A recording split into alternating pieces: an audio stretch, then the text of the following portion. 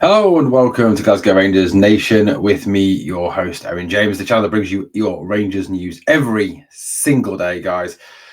Look, we did the podcast last night. Obviously, very disappointing window. The transfer window is now closed. No more moves now until the summer.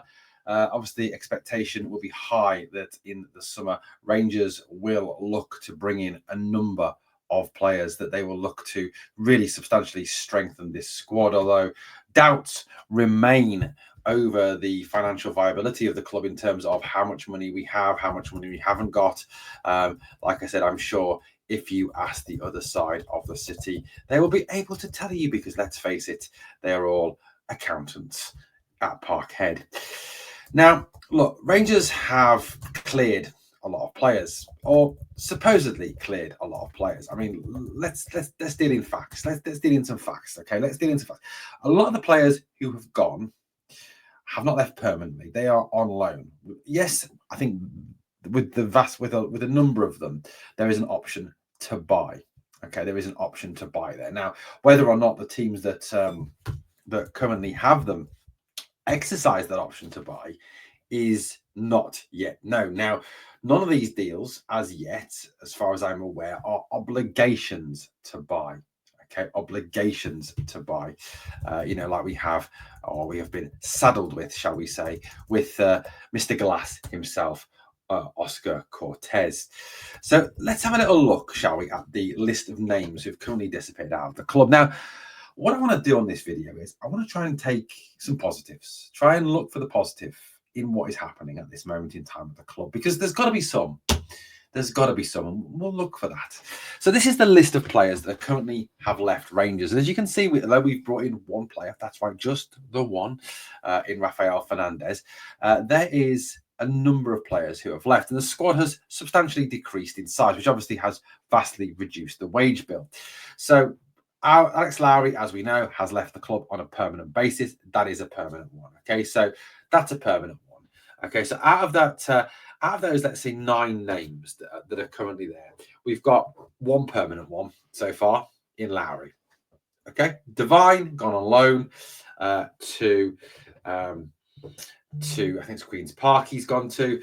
Obviously, we'll see in time whether that becomes a permanent one. I think there's a chance. I think that's the hope for Divine, that he goes there, he impresses, he gets a permanent deal of some description, or some club comes in, looks at him, says, yes, we'll have him, permanent deal. Because realistically, he doesn't have a future at Rangers. Okay, so that's a loan. The Cole McKinnon one is also a loan. I think there's an expectation that Cole will return to the club after his loan spell there, although he is out of contract in the summer and as yet has not been offered a new deal. Interestingly enough, Finley Curtis was, Yanis Hadji was, Zach Lovelace was. Obviously, Lovelace has moved on. We'll talk about that. Yanis Hadji is still considering it, and Finley Curtis has signed it. So we've got pretty much a lot of one foot in every camp there. Robbie Fraser is another loan. I think it's hoped that Robbie will return a better player, will obviously return having had some first team experience, and will be a player for the future. So that is positive. Kieran Dowell has gone on loan to Birmingham. That is a loan with an option to buy. Okay, so whilst the McKinnon one, the Fraser ones don't contain options to buy, Dowell has got an option to buy. Matondo is also a loan deal, again with an option to buy. Scored a cracker at the weekend by all accounts, so that's another loan deal.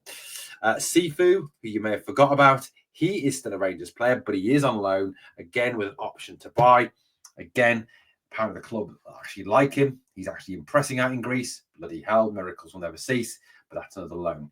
Zach Lovelace has departed the club on a permanent basis, gone down to play in the English Championship for Millwall, returned back whence he came.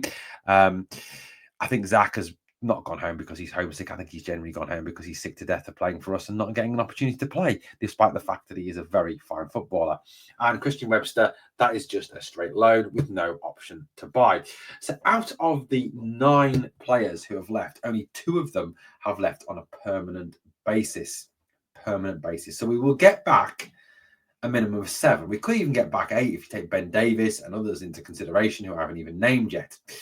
Now, of those 7 that have gone in this window, there are in total from those 7 there are we've got there 4 out of the 7 are options to buy. the other three will certainly return. So it looks like McKinnon will return, Fraser will return, and Webster will return. They are the returnees. McKinnon is the only one that has a doubt over his name because of the fact, like I said, that we don't know whether or not he's going to be offered a new contract yet. It does seem very odd that he hasn't, and that the contracts have been offered so far to Hadji, who is still thinking about it, Curtis, who has signed it, and obviously Lovelace, who has gone now. And hopefully, the Hadji contract gets sorted sooner rather than later. I love Yanis Hadji. He's been the player that's been probably the best player so far since he's come back into the team. I think the way he was treated at the start of the season was absolutely garbage. But, he's certainly come back in and he's certainly been outstanding. So, look, for me, great to have Yanis back. So that's the names of the players. Okay, so that's where we're up to. We obviously got Rafael Fernandez in, as I said on the video last night, on the podcast last night. Realistically, where does Rafael Fernandez rank in the kind of, in the Rangers centre-back school, in terms of, where is he kind of at this moment in time in terms of getting a chance to play, getting an opportunity to play. And the fact, obviously, he's on loan. Now, I would say he's somewhere around right here. So, Suter for me is the first choice. He is outstanding. He's best centre-back we've got at the club. And Ciala looks brilliant. I mean, I'd be absolutely disgusted if he's not in the European squad, and absolutely disgusted if he is not starting the next game and the game after that and the game after that and the game after that. In fact, I would hope now that Clement can see that, in terms of of who are the best centre-back partnership, who play the best together. Suter and Ciala look fantastic together, naturally balanced, right foot, left foot. Suter is the get stuck in, shout and yell, block, bring it out from the back by running, and Ciala's your passer. Calm, collected, but still good at getting stuck in, still good with his tackling, still good at his blocking, still good in the air. So, you've got a balance there. And for me, those two are definitely the best. After those two, obviously, you've got Robin Proper, who's better in Europe than he has it domestically. And then Fernandez and Balogun kind of equal, given obviously Big Leon's injury record. I mean, for me, Big Leon is always number one in my heart, and he always will be. But, that's where,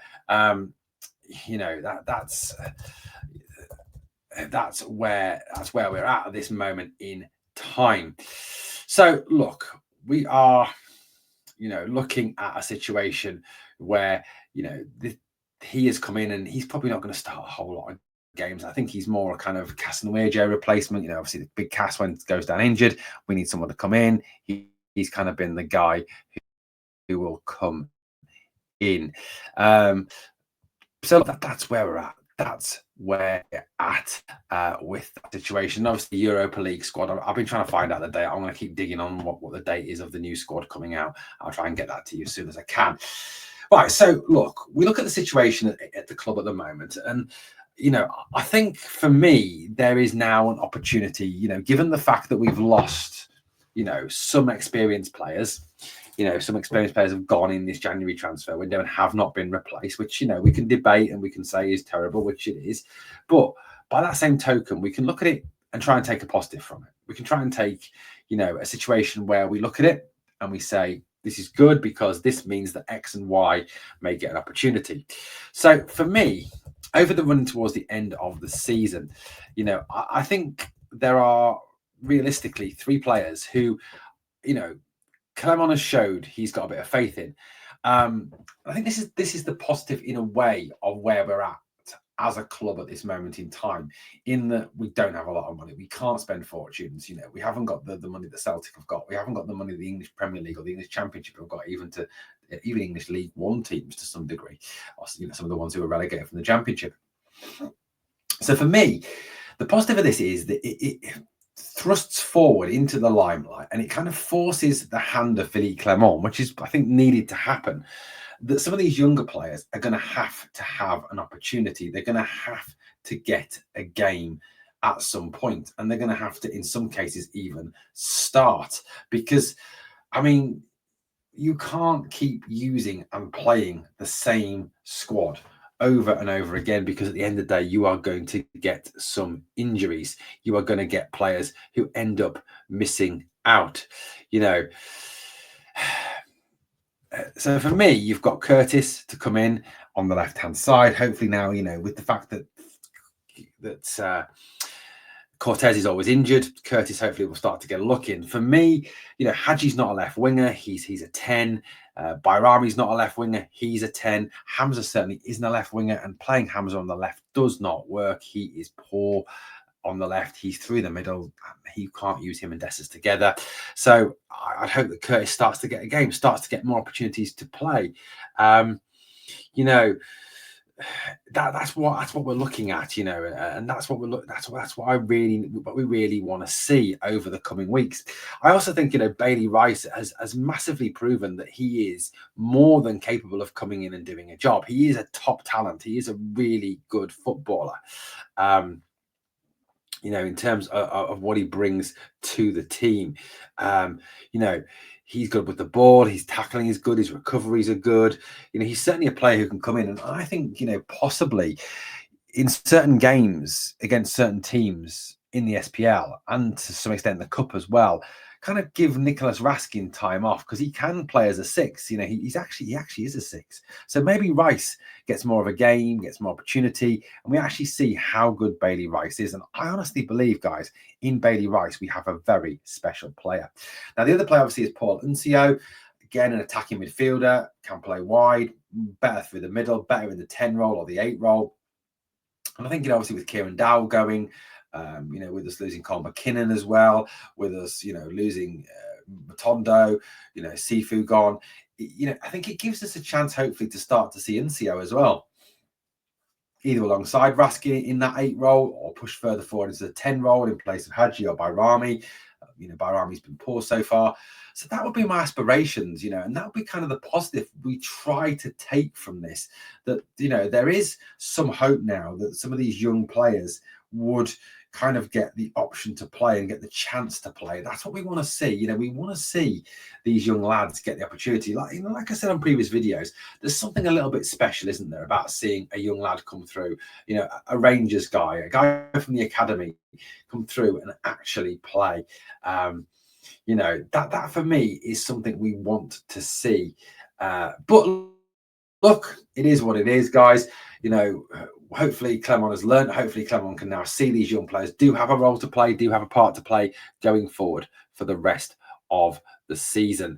And that's going to take that positive out of it. That really is hopefully trying to take a positive out of it, the lack of transfer activity. And I think, look, the way things are shaping up at the club in terms of finances, in terms of where we're at as a club, it may be a case that we need to start to see the academy on a more regular basis. We need to see these academy players breaking through and having a chance to play, because realistically, we don't have at this moment in time, before the trading model gets going, or we qualify for the Champions League, or we get Europa money, to actually go and splash cash on signings, because the board have proven that they're not really fit to run the club. They haven't got the finances to back the club, back the manager or the director of football. They are very much amateurish, So we've got to generate funds elsewhere, and we've got to generate funds to other things. So until that time that we generate substantial funds enough to support ourselves, to make ourselves self-sufficient and be able to go and buy players, we need to start looking at this youth academy and hope that the youth academy can start to produce some talented footballers who can really make a difference for Rangers going forward.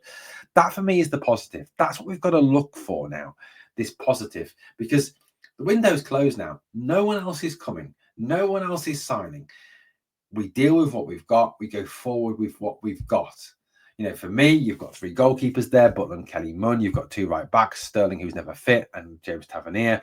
You've got the 5 centre backs in Suter and Ciala, Balogun, Proper and Fernandez. 2 left backs in Yefte Yilmaz. Midfield, I think, any 2 from Barron, Dio, Rice and Raskin. Tierney hasn't really got a backup. It's Ross McCausland. He's not that standard yet. Hadji, Bayrami, Lawrence. It's the 10s, Cortez and Curtis. And up top, Hamza, Dessers and Danilo. And I certainly hope we start to see a bit more of Hamza through the middle over Cyril Dessers. He's a better player. He's a more talented player. That's what we need to see. Guys, look, we try to build the positives here. We try to pull out some positives. For me, these 3 are positives that can take this team forward. And hopefully we start to see how good these kids are. Thank you for watching Glasgow Rangers Nation, guys. As always, on the way out, I could really do with you to do 4 special jobs for me. And they are: subscribe, like, comment and share. Thank you for watching. Please remember, never forget, ever forget, we are the people.